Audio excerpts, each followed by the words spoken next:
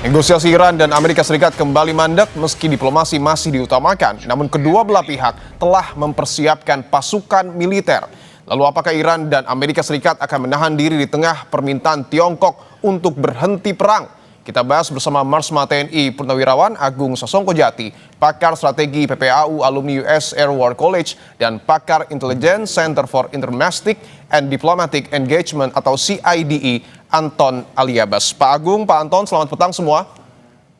Selamat petang, Mas. Selamat petang.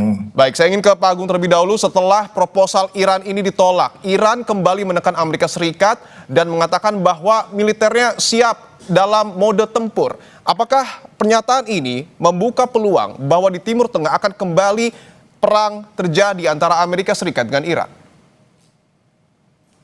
Mengenai soal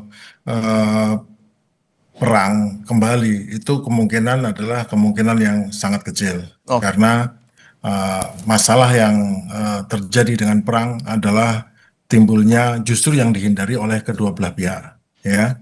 Jadi Amerika memiliki supremasi konvensional yang mutlak, namun mereka terbukti kesulitan menghadapi taktik perang asimetris Iran dengan drone murah dan rudal jelajah serta rudal pantai yang sekarang membuat kapal-kapal tidak bisa mendekat, serta rudal-rudal lain yang di fasilitas bawah tanah yang sudah terbukti membuat berpikir ulang untuk tidak mudah menyerang.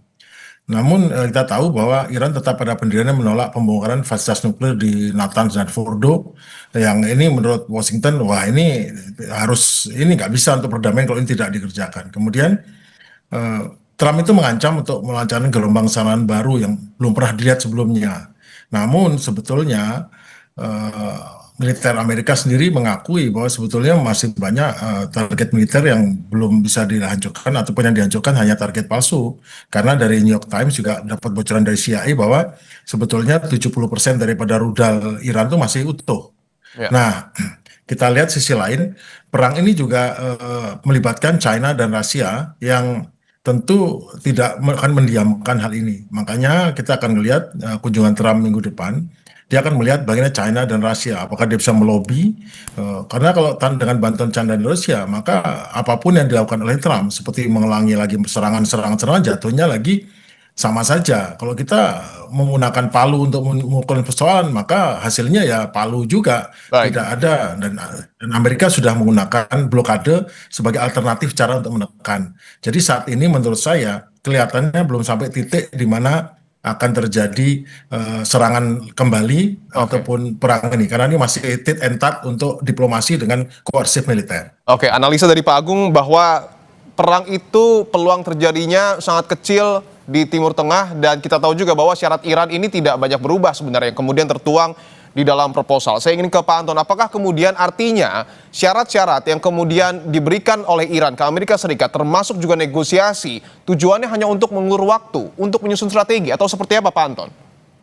Ya enggak, gini Mas, satu memang kalau kita lihat nih tentang perang antara Iran dan Amerika Serikat ini sebenarnya jadi ada paradoks ya. Tadi disebutkan oleh Trump bahwa Trump itu Amerika Serikat itu memiliki kekuatan militer terbesar di dunia. Tapi kenyataannya kekuatan itu, superioritas itu tidak banyak bisa mengubah kenyataan yang terjadi di meja perundingan. Dan kata lain, dia tidak bisa memaksa Iran untuk bertekuk lutut. Itu kemudian menjadi paradoks. Itu yang satu. Kedua, bahwa namanya juga negosiasi. Walaupun tidak secara langsung, pertukaran ide, pertukaran proposal adalah lumrah. Jadi bagaimana kemudian ada saling berbalas proposal itu kemudian terjadi ya sampai saat ini. Mulai dari 5, 10 dan terakhir sekarang 14 misalnya, sama-sama 14 poin gitu. Jadi itu yang kedua. Yang ketiga memang menjadi ada beberapa hal yang menjadi kunci ya dalam kenapa kemudian proses pertukaran proposal menjadi pelik. Satu, titik temu yang sulit kemudian dilakukan adalah misalnya soal nuklir. Yang satu ingin menghendaki semuanya diambil, dihentikan dengan durasi tertentu gitu, yang satunya tidak.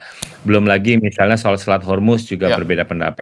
Dan ketiga adalah soal reparasi. Reparasi ini tidak ada kejadian misalnya Amerika Serikat membayar reparasi, tapi kan kemudian Iran mengotot untuk meminta reparasi, dan ini yang kemudian jadi pelik perundingannya gitu. Jadi tapi bagi saya menyambung tadi pernyataannya Pak Agung, apakah perang di depan mata? Ya mungkin perangnya tidak lagi kayak dulu, tapi kemudian perang-perang kecil ya. Jadi perang terbatas, asli saling serangnya cuma hanya sebentar-sebentar gitu. Ya. Mungkin itu yang kemudian akan terjadi, Mas Dipo. Ya, dan negosiasi ini sebenarnya sudah dilakukan ya, Pak Anton berulang kali, termasuk juga rentang durasi ini sebenarnya sudah cukup lama. Melihat kerugian yang kemudian dialami oleh dunia, apakah membuka peluang Tiongkok dan juga Rusia untuk kemudian bergerak menjadi mediator untuk kedua negara atau seperti apa? Tapi memang saya melihatnya bahwa dua negara tadi yang disebutkan, baik Cina maupun Rusia itu sama-sama menikmati keuntungan sebenarnya, Oke. keuntungan dari perang ini. Kenapa? Karena sebelumnya mereka mendapat tekanan dari Amerika Serikat, tapi kini Amerika Serikat memiliki distraksi sehingga tekanan kepada mereka itu bergeser gitu, jadi berkurang gitu. Jadi Cina dalam hal ini tentu saja mendapatkan keuntungan. Kalau misalnya kita mau melihat nanti yang pertemuan dua hari lagi nih, tanggal 14-15 misalnya itu kan kunjungan pertama dalam 9 tahun ya Presiden Amerika datang, dan sebenarnya kan perbincangan kan cuma 3T sebenarnya, ada trade, ada teknologi, dan kemungkinan ada Taiwan gitu. Tapi kemudian mungkin ada Iran yang akan masuk. Kenapa? Karena Iran kemudian diundang sebelum pertemuan. Bisa jadi kemudian yang sebelumnya Cina itu kan berada di belakang, tidak ingin menunjukkan sikap yang proaktif, berbeda dengan Rusia misalnya. Nah, kini dia ingin maju ke depan terlihat, dan ini saya pikir Cina akan memainkan peranan, menawarkan mau difasilitasi sama saya atau tidak gitu. Karena apa? Karena Cina juga punya hubungan erat dengan Iran. Kenapa? Karena 53% misalnya minyak yang melintas Selat Hormuz untuk ke sana. Kedua, Oke. pasar dari minyak Iran itu yang paling besar ada mana? Ada di Cina gitu. Nah, itu. Rusia juga demikian. Rusia ikut menikmati, bahkan saling tukar menukar teknologi, itu adalah hal yang nyata yang bisa kita lihat. Jadi keduanya ini punya hubungan yang erat. Tapi saya melihatnya adalah bisa jadi kemudian Iran juga memanfaatkan kerjasama yang kuat dan mereka tidak hanya sekedar untuk backup veto, tapi juga untuk dapat mampu memberikan assurance, karena assurance itulah yang kemudian tidak bisa didapatkan dari Pakistan. Kenapa? Pakistan dengan Amerika Serikatnya agak jomplang powernya. Sementara kalau misalnya Amerika Serikat dengan Cina atau Amerika Serikat dengan Rusia itu cenderung setara. Jadi Ya. bisa jadi assurance atau jaminan itu bisa diberikan oleh Amerika Serikat kepada negara pihak ketiga, dalam hal ini adalah Cina atau Rusia. Jadi saya Oke. melihat bahwa bisa jadi dua negara ini itu akan memainkan peranan yang cukup signifikan, ataupun juga kita bisa lihat sebagai sebuah game changer. Apakah kemudian nanti misalnya pertemuan tanggal 14-15 itu berhasil mengubah konstelasi perang Iran Amerika Serikat atau tidak, Mas Ivo? Oke, saya ingin ke Pak Agung, analisa Anda, Pak Agung, terkait rencana pertemuan antara Donald Trump dan juga Xi Jinping ataupun antara Amerika Serikat dengan Tiongkok. Apakah di momen itu nanti Tiongkok akan mulai menggunakan pengaruhnya terkait dengan apa yang kemudian terjadi di Timur Tengah? Oke, jadi kepentingan Cina dalam konflik Amerika Serikat dan Iran ini didorong oleh kebutuhan mendesak. Akan apa? Keamanan energi dan keinginan untuk memperluas pengaruh geopolitiknya melalui inisiatif Belt and Road. Ya, kita tahu bahwa Cina adalah mitra dagang terbesar seperti dikatakan oleh Pak Anton, Iran dan pembeli utama minyak mereka melalui jalur yang sering menghindari sanksi Amerika. Namun sekarang gangguan di Selat Hormuz ini sangat merugikan ekonomi Cina yang sedang berjuang dengan volatilitas ya, harga pasca pandemi kemarin masih ada efeknya sampai sekarang ini. Karena itu Beijing punya inisiatif kuat untuk melihat deeskalasi agar pasokan minyak tetap lancar dan murah ya. Namun sejauh mana Beijing punya insentif untuk menjadi mediator yang tulus itu soal lain ya. Karena Cina menikmati posisi di mana Amerika Serikat saat ini terjebak dalam konflik yang menguras sumber daya di Timur Tengah. Jadi dia menikmati ini sebetulnya. Oke. Sehingga tekanan Amerika di Laut Cina Selatan jadi berkurang. Nah, insentif Cina sebagai mediator kemungkinan besar bersifat transaksional ya. Mereka hanya akan benar-benar menekan Iran jika Amerika memberikan konsesi yang setara. Masalah tarif dagang atau isu Taiwan. Karena Beijing ingin terlihat sebagai kekuatan perdamaian yang kontras dengan pendekatan militeristik Washington, biar dilihat oleh dunia bahwa Cina beda dengan Washington. Namun di balik layar, mereka lebih senang sebetulnya mengamati situasi dengan kontrak minyak jangka panjang dengan harga diskon Teheran, dengan imbalan perlindungan diplomatik di PBB yaitu hak veto seperti dengan Rusia. Nah, sebagai kesimpulan, Cina itu ibarat burung bangkai yang terbang di atas zona tempur. Mereka nggak mau ikut perang, tapi ambil sisa-sisanya. Jadi Oke. Beijing sedang merusak hegemoni Amerika dengan menawarkan Pax Sinica untuk menggantikan Pax Americana di beberapa bagian dunia. Tidak di dunia Barat, tapi di dunia lainnya pilihannya adalah mari ikut Pax Sinica. Jadi imporiumnya Cina melalui damai, melalui perdagangan, bukan bom. Jadi Cina tidak punya insentif untuk menjadi mediator jujur. Oke. Mereka mau jadi mediator yang diuntungkan. Inisiatif mereka adalah minyak murah. Semakin Iran ditekan Amerika, semakin murah harga minyak yang dijual ke Cina. Dia akan pura-pura membantu Trump, tapi aslinya mereka sedang memperkuat cengkeraman ekonomi di Teheran. Cina adalah akan memantau dari kejauhan, dia cari apa yang menguntungkan bagi dia, dan jadi dia betul-betul jadi perdamaian. Kalau perdamaian itu menguntungkan baru dia. Kalau tidak damai itu lebih untung bagi dia. Itu aja. Oke, saya ingin tanyakan ke Mas Anton. Artinya ini cukup menarik ketika Tiongkok sebenarnya meminta agar perang ini dihentikan, tetapi justru analisa Pak Agung dan Pak Anton ini melihat bahwa Tiongkok justru meraih keuntungan juga sebenarnya dari perang ini. Pertanyaan saya, kalau memang kondisi seperti ini, negosiasi akan tarik ulur sampai kapan, Pak Anton? Ya, kalau negosiasi tarik ulur sampai kapan? Sampai kemudian apa namanya? Mereka sebenarnya lelahnya seperti apa itu satu gitu. Karena kan itu menjadi penting kalau ada kelelahan. Kedua, seberapa besar kemudian tekanan yang datang ke mereka. Itu Oke. yang kedua. Karena bagi saya apa namanya? Kebuntuan perang ini itu menunjukkan ada indikasi dimulainya pergeseran tatanan internasional. Kenapa? Karena kemudian baik Cina maupun Rusia sama-sama memanfaatkan kegagalan Washington untuk memperluas pengaruh mereka di kawasan gitu. Itu yang bagi saya menjadi penting. Kenapa? Karena kemudian misalnya sekutu-sekutu terdekat mereka, misalnya ada Arab Saudi, Pakistan, udah mulai main dua kaki. Gitu. Ini kan menjadi penting. Anda tahu seperti kita bicara misalnya negara di kawasan Timur Tengah, Arab Saudi cukup dominan. Tapi bagaimana kemudian ada perpecahan misalnya antara Uni Emirat Arab dan Arab Saudi terkait OPEC misalnya. Lalu juga dengan Pakistan. Ada kabar terakhir bahwa ada pesawat-pesawat tempur milik Iran kemudian disimpan Ya. menggunakan fasilitas Pakistan misalnya. Itu kan menjadi penting. Bagaimana kemudian sekuat apa kemudian Amerika Serikat bisa memaintain kondisi geopolitik yang favor buat mereka, bukan favor kemudian buat Cina pasca dari konflik ini. Ini yang kemudian bagi saya menjadi krusial.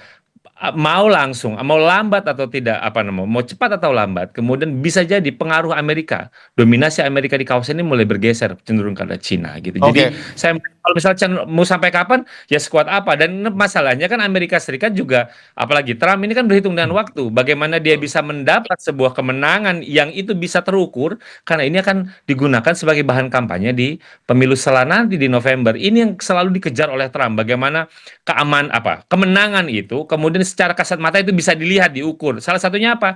Salah satunya adalah dengan perjanjian damai, yang ini yang coba untuk dikejar dan dikebut oleh Trump. Tapi di sisi lain, Iran itu tahu bahwa waktu itu berpihak sama dia. Saya makin lama mendidik, sebenarnya yang lebih banyak butuh itu Trump, bukan saya. Saya sudah lama disanksi dan lain-lain. Ini yang kemudian Iran cukup percaya diri, apalagi ditambah dengan adanya Cina dan adanya Rusia di belakang Iran. Itulah kenapa kemudian Iran berani untuk menggunakan strategi buying time, dan itu juga apply dengan perang asimetris yang berlaku sekarang.